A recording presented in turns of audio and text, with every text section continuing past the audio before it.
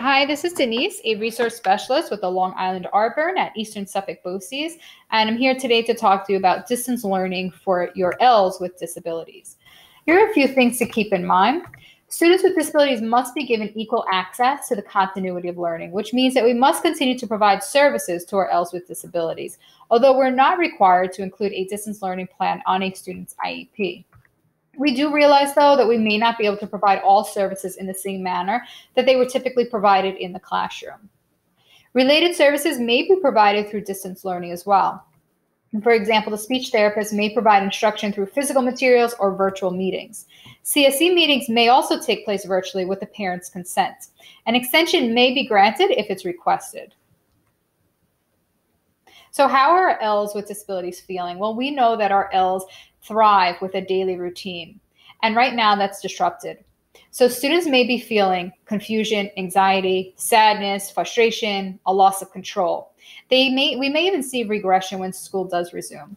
It's important to keep in mind that parents may be feeling much of the same as we all adjust to working from home and managing home instruction. So what can teachers do from home to support ELLs with disabilities? If you're using technology, we must consider the scaffolds that we were using in the classroom and how we can now use that in our online modules. My colleague, Erica Flores, created this Powtoon, which gives you some ideas on how you can scaffold materials if you're using a technology option such as Google Classrooms. Videos are extremely useful. You can create a video using Screencastify like I'm using right now, or on your personal devices. You can take a video of yourself talking to your students. You can take a video of yourself demonstrating a strategy or a skill, email it to yourself, and then email it to your students and share it with your students. If you are using technology, we have to consider how we're going to make distance learning accessible for our students. So text magnification, different text and background colors, and different layout options. Those are all features that we should consider when we're planning our modules. Text-to-speech, modified keyboards, and mouse controls are all of the things that we want to consider if we have students with motor disabilities. A screen reader is also really important for students who are visually impaired. Captions and captions in native languages and descriptions of other visual representations are going to help our students as well.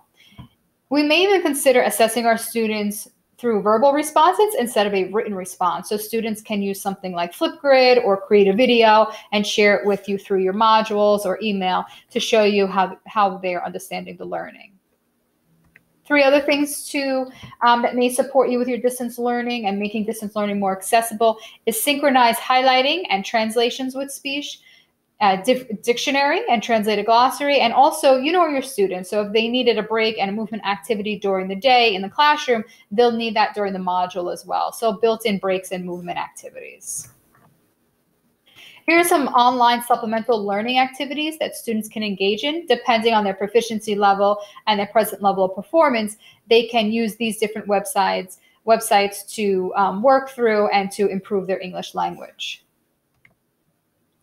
For your students where technology is not an option, you can design hands-on activities that the students can complete at home. So creating some sort of art or movement activity, utilizing real-world objects and scenarios, so cooking with their family, learning a new skill, and the family can help the student create something to show you what they've learned. Maybe it is a video, or maybe they write about it, or maybe they take some pictures and they send it to you. The student will also be excited to share with you what they've been learning.